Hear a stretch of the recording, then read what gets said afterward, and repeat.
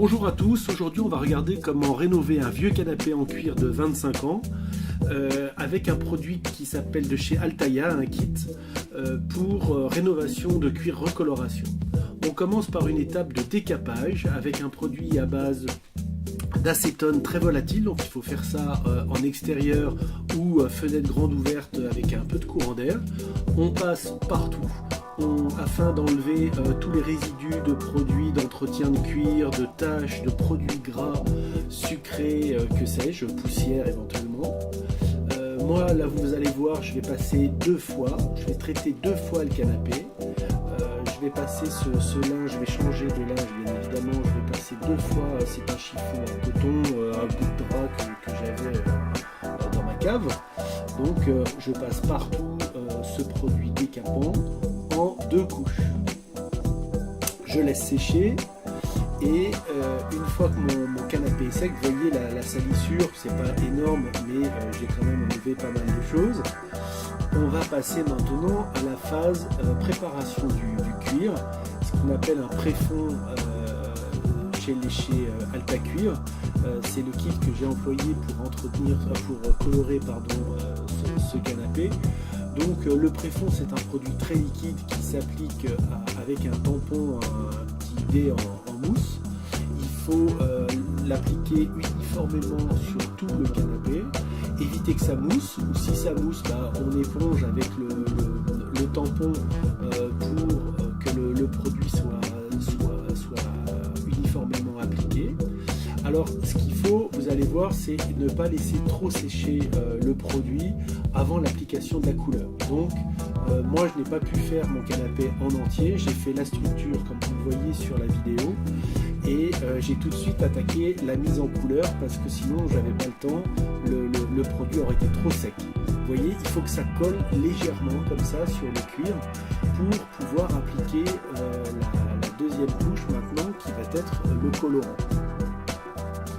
Donc le colorant, j'utilise un récipient en PVC, c'est un vieux Tupperware et je commence par tout ce qui est finition, les bords pour ne pas faire quelque chose de relativement précis. J'utilise comme vous le voyez là un pinceau, mais pour aller plus vite je vais utiliser un rouleau. Donc j'utilise le pinceau pour toutes les finitions, toutes les bordures, afin de ne pas tacher le tissu du canapé. Je fais aussi au pinceau toutes les coutures parce que au rouleau on ne rentre pas bien dans la profondeur des coutures et le pinceau me permet d'être plus précis. Alors je n'en vais pas, comme c'est une première couche, bien je ne cherche pas à couvrir complètement en couleur mon canapé. J'essaye de passer partout.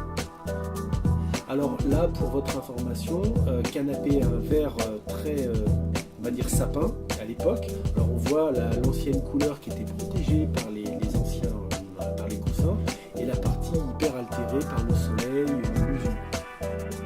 Et là, j'utilise chez Alta une couleur qui s'appelle caramel, qui est assez proche de mes autres fauteuils qui seront maintenant assortis. Donc c'est un produit que j'applique là maintenant au rouleau. Parce que ça va plus vite.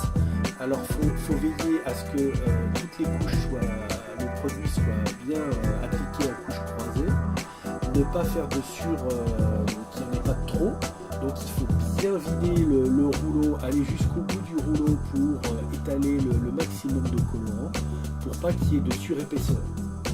Tant pis si on voit encore la couleur en dessous, on peut faire 2, 3, même voire 3 couches des fois à certains endroits.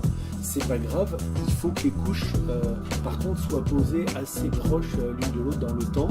Vous verrez, moi j'attends 1 heure.